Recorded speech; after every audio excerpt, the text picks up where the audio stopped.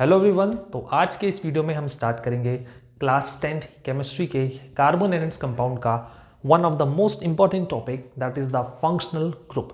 तो before starting with the functional group सबसे पहले तो हमें ये चीज़ पता होनी चाहिए कि फंक्शनल ग्रुप होता क्या है। तो functional group is a group of atoms. ये एटम्स डिफरेंट भी हो सकते हैं, सेम भी हो सकते हैं, and the group of atoms which are linked to an alkyl group of hydrocarbon. यदि कोई भी एक ऐसा ग्रुप ऑफ एटम्स किसी एल्काइल ग्रुप के साथ लिंक्ड होता है तो उन ग्रुप्स को हम फंक्शनल ग्रुप्स कहते हैं। ओके, अब ये एल्काइल ग्रुप क्या होता है? ऑलराइट, ये क्वेश्चन एक माइंड में हमारे आया होगा कि एल्काइल ग्रुप होता क्या है। तो लेट्स टेक एन एग्जांपल। यहाँ पे मैं एक हाइड्रोकार्बन लेता हूँ, लेट्स टेक मीथेन। मीथेन का जो मॉलिक्यूलर फॉर्मूला होता है दिस इज CH4। स्ट्रक्चरल फॉर्मूले में यदि हम आए मीथेन के, सो दिस इज कार्बन और इसके 4 एंड्स में ये हाइड्रोजन एटम्स अटैच होंगे। यदि मैं इस हाइड्रोजन एटम्स को रिमूव कर देता हूं so this will become CH3, मतलब इसका एक एंड क्या हो जाएगा, फ्री हो जाएगा और इस केस में ये एक एल्काइल ग्रुप होगा। सिमिलरली यदि मैं बात करूं इथेन के बारे में जिसका मॉलिक्यूलर फॉर्मूला C2H6 होता है, स्ट्रक्चरल फॉर्मूले में यदि आऊं तो उसका स्ट्रक्चरल फॉर्मूला जो होगा वो होगा C2H6। यदि मैं इसमें से एक एल्काइल ग्रुप को रिमूव कर दूं, सॉरी एक हाइड्रोजन को ग्रुप को यदि मैं रिमूव कर देता हूं so this will become CH3 and CH2। तो ये वाला एंड जो होगा इसका खाली हो जाएगा। In this case this will become an alkyl group और इन्हीं एल्काइल ग्रुप के साथ हमारे जो फंक्शनल ग्रुप्स होते हैं ये फंक्शनल ग्रुप्स इन्हीं एल्काइल ग्रुप के साथ अटैच हो जाते हैं और जब ये अटैच होते हैं तो ये उस हाइड्रोकार्बन्स की जो केमिकल प्रॉपर्टीज है उसको भी चेंज कर देते हैं। तो अब हम देखते हैं कि क्लास 10th में हम कौन कौन से फंक्शनल ग्रुप्स के बारे में ये पढ़ने वाले हैं।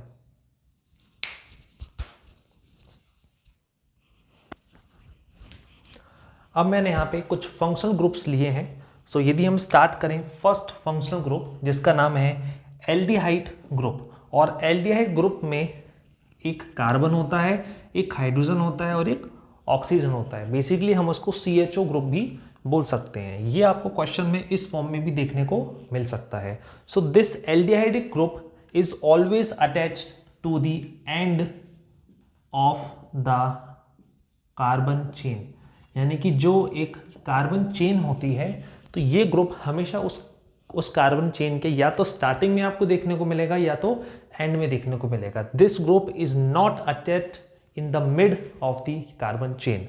यदि हम बात करें इसके सफिक्स के बारे में कि किस तरीके से हम उस हाइड्रोकार्बन का नाम देंगे जिसके साथ ये ग्रुप अटैच होगा, तो फॉर एग्जाम्पल कि मेरे पास एक इथेन है, इथेन का एक एल्काइल ग्रुप है, उस एल्काइल ग्रुप के साथ यदि aldehyde group CHO group attach है तो उसका जो नाम होगा that will be ethanal. Al जो होता है AL अल, ये इसका सफिक्स होता है और इस सफिक्स को हम उस हाइड्रोकार्बन के बाद लगाते हैं।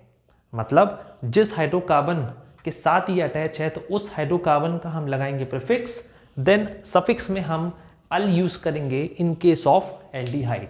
सिमिलरली मिथेनल हो सकता है, इथेनल हो सकता है, प्रोपेनल हो सकता है, ब्यूटेनल हो सकता है। ऑलराइट, नाउ ये coming to the second group that is the alcoholic group. So alcoholic group में जो आपको ध्यान रखना है ये होता है OH group. Okay, this is an OH group. और सिमिलरली ये जो OH ग्रुप है ये भी हमेशा जो कार्बन चेन होती है उसकी या तो स्टार्टिंग में अटैच होता है या तो एंड में ये अटैच होता है। फॉर एग्जाम्पल मेरे पास यदि एक हाइड्रोकार्बन है CH3, यहाँ पे मैं लेता हूँ कार्बन और इस कार्बन के साथ मैंने वो एक OH ग्रुप को अटैच किया है, तो ये जो OH ग्रुप होगा हमारा होगा एल्कोहलिक ग्रुप। ओके, और इसका जो सफिक्स होगा, सफिक्स में हम यूज करेंगे ऑल। मतलब यदि ये हम देखें तो उसमें हमको 2 यहाँ पे कार्बन दिख रहे हैं और 2 कार्बन वाला जो हाइड्रोकार्बन होता है वो इथेन होता है। बट क्योंकि इसके साथ एल्कोहलिक ग्रुप अटैच है तो उस हाइड्रोकार्बन का जो नाम होगा that will B ethanol. Okay, similarly यदि ये ग्रुप एक ऐसे हाइड्रोकार्बन के साथ अटैच होता जिसमें नंबर ऑफ कार्बन एटम्स 3 होते तो उसको हम बोलते प्रोपेनॉल। तो सफिक्स पे अपन को ध्यान रखना है, जिसके आखिरी में ऑल लगा होता है वो एल्कोहलिक ग्रुप को बिलोंग करता है। Alright, now coming to the next group which is the ketone group. और जो कीटोन ग्रुप होता है वो एक कार्बन और एक ऑक्सीजन से मिलकर जो एक ग्रुप क्रिएट होता है उस ग्रुप को हम कीटोन ग्रुप बोलते हैं। यहां आप देख सकते हैं कि ये जो कार्बन है ये इस ऑक्सीजन के साथ एक डबल बॉन्ड के साथ अटैच है। And the most important thing about this group कि ये जो ग्रुप है ये हमेशा हाइड्रोकार्बन के बीच में अटैच होता है। Like in case of aldehyde and alcoholic group, ये जो दोनों फंक्शनल ग्रुप्स थे ये हमेशा एक हाइड्रोकार्बन के या तो शुरुआत में अटैच होते थे या तो एंड में अटैच होते थे। बट इन केस ऑफ ये कीटोनिक ग्रुप, ये ग्रुप हमेशा एक कार्बन चेन के बीच में एग्जिस्ट करता है, ना ही स्टार्टिंग में ना ही एंड में। एग्जाम्पल के फॉर्म में यदि मैं बात करूं कि सपोज ये हो गया हमारा CH3, ये हो गया C double bond O CH3।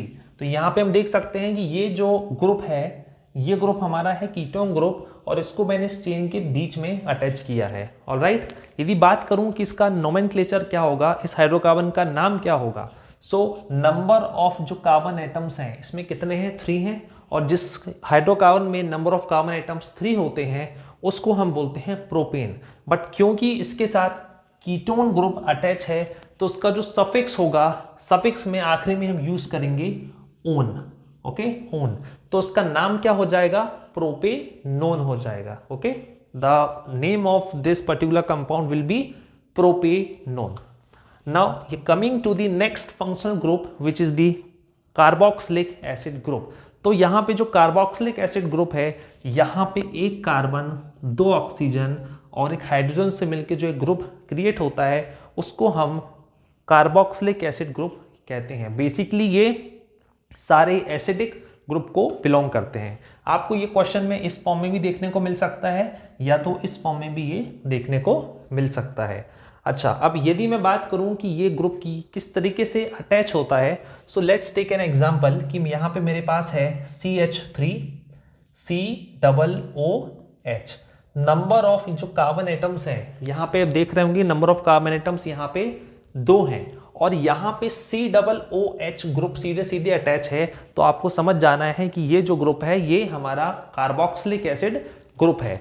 यदि मैं आऊं कि इसका नाम क्या होगा, तो नंबर ऑफ कार्बन एटम्स 2 हैं और जिसमें 2 जो कार्बन एटम्स होते हैं वो इथेन होता है। बट क्योंकि इसमें कार्बोक्सिलिक एसिड ग्रुप है तो कार्बोक्सिलिक एसिड ग्रुप का जो सफिक्स होता है वो होता है ओइक और आखिरी में हम यूज करते हैं एसिड। तो इस जो पर्टिकुलर कंपाउंड है इसका नाम होगा इथेनोइक एसिड।